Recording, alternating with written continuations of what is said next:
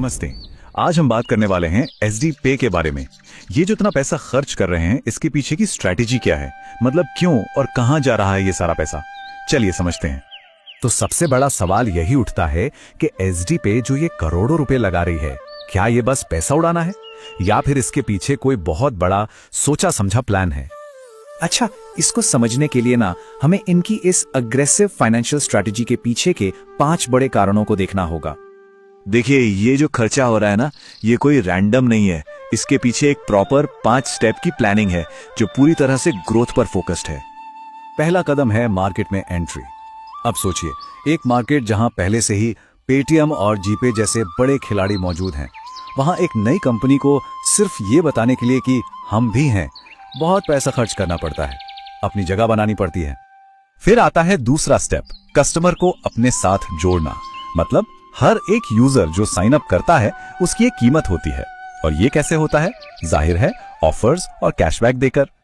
तो एक नए कस्टमर को लाने का जो टिपिकल खर्चा है, मतलब ऐप डाउनलोड कराने से लेके केवाईसी कराने और फिर उनसे पहली ट्रांजैक्शन कराने तक, ये करीब 50 से 500 रुपए तक पड़ जाता है पर कस्टमर। अब तीसरा स्टेप है आदत डालना। गोल ये है कि लोग इस ऐप को रोज इस्तेमाल करने लगें, एक हैबिट बन जाए, ताकि बाद में जब ऑफर्स ना भी हों तब भी वो इसे यूज करते रहें। और ये छोटे छोटे रेगुलर रिवॉर्ड्स इसी आदत को बनाने का काम करते हैं। चौथा स्टेप है ब्रांड बनाना। देखिए, डिजिटल पेमेंट्स की दुनिया में ना भरोसा ही सब कुछ है। Trust is everything. और जब कोई कंपनी इतने खुले हाथ से ऑफर्स देती है तो लोगों के मन में एक इमेज बनती है कि ये कोई बड़ी और भरोसेमंद कंपनी है। और पांचवा और सबसे जरूरी पॉइंट, ये एक लॉन्ग टर्म इन्वेस्टमेंट है। कंपनी इस खर्च को शॉर्ट टर्म घाटे की तरह नहीं देख रही। असल में वो भविष्य में मुनाफा कमाने के लिए आज एक बहुत बड़ा यूजर बेस तैयार कर रही है। लेकिन सवाल ये उठता है कि क्या ये स्ट्रैटेजी कोई नई है या सिर्फ एसजीसी पे ही ऐसा कर रहा है? तो जवाब है जी नहीं, बिल्कुल भी नहीं। सच तो ये है कि ये एक आजमाया हुआ फॉर्मूला है। आज की जितनी भी बड़ी बड़ी टेक कंपनियां हैं ना, उनमें से कई ने बिल्कुल यही तरीका अपनाकर अपनी जगह बनाई है। तो चलिए अब जरा देखते हैं कि बड़ी कंपनियां इस खेल को कैसे खेलती आई हैं। कुछ सबूत देखते हैं। मिसाल के तौर पर बायजूस को ही ले लीजिए। अपने पीक ग्रोथ फेज में, मतलब फाइनेंशियल ईयर 21 में, उन्होंने अकेले मार्केटिंग पर 2,500 करोड़ रुपए से ज्यादा खर्च किए थे। और ये कहानी सिर्फ बायजूस की नहीं है।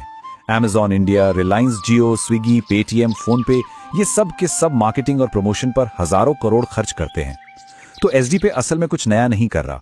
वो बस उसी वेल टेस्टेड मॉडल को फॉलो कर रहा है, जहां मार्केट लीडर बनने के लिए शुरू में पैसा लगाना ही पड़ता है।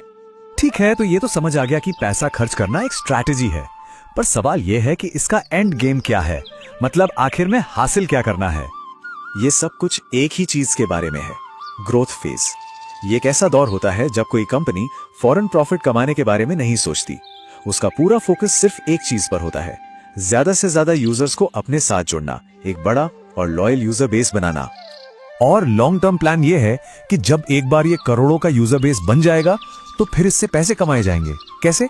ट्रांजैक्शन चार्जेस से, मर्चेंट कमीशन से, वॉलेट चार्जेस से, या फिर सब्सक्रिप्शन सर्विसेज के जरिए। तो असल बात यह है कि इस खर्च को एक घाटे की तरह नहीं देखना चाहिए। ये एक इन्वेस्टमेंट है। कंपनी अपनी सबसे कीमती चीज यानी अपने यूजर्स पर इन्वेस्ट कर रही है। सीधे शब्दों में कहें तो वो आज पैसा लगाकर कल का मुनाफा खरीद रही है। और ये सब हमें एक बड़े सवाल पर लाके छोड़ देता है। मार्केट शेयर की इस रेस में एक कस्टमर की आदत की असली कीमत क्या है? इस पूरी डिजिटल इकोनॉमी में असल में वैल्यू कहां और कैसे बन रही है?